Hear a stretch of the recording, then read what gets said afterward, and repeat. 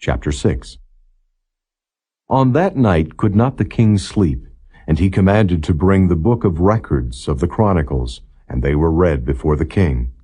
And it was found written that Mordecai had told of Bigthana and Teresh, two of the king's chamberlains, the keepers of the door, who sought to lay hand on the king Ahasuerus.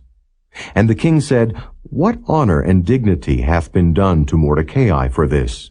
Then said the king's servants that ministered unto him, There is nothing done for him.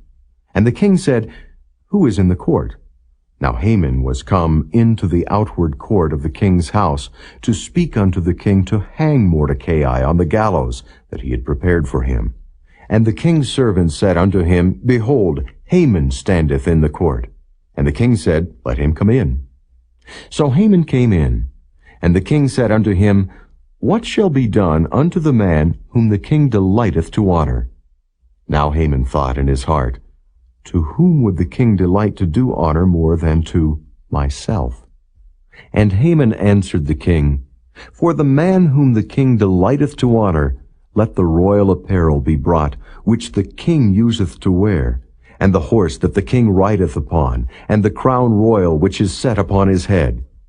And let this apparel and horse be delivered to the hand of one of the king's most noble princes, that they may array the man withal, whom the king delighteth to honor, and bring him on horseback through the street of the city, and proclaim before him, Thus shall it be done to the man whom the king delighteth to honor. Then the king said to Haman, Make haste, and take the apparel and the horse, as thou hast said, and do even so to Mordecai the Jew, that sitteth at the king's gate. Let nothing fail of all that thou hast spoken. Then took Haman the apparel and the horse, and arrayed Mordecai, and brought him on horseback through the street of the city, and proclaimed before him, Thus shall it be done unto the man whom the king delighteth to honor. And Mordecai came again to the king's gate. But Haman hasted to his house mourning, and having his head covered. And Haman told Zeresh his wife and all his friends everything that had befallen him. Then said his wise men and Zeresh his wife unto him, If Mordecai be of the seed of the Jews, before whom thou hast begun to fall, thou shalt not prevail against him, but shalt surely fall before him.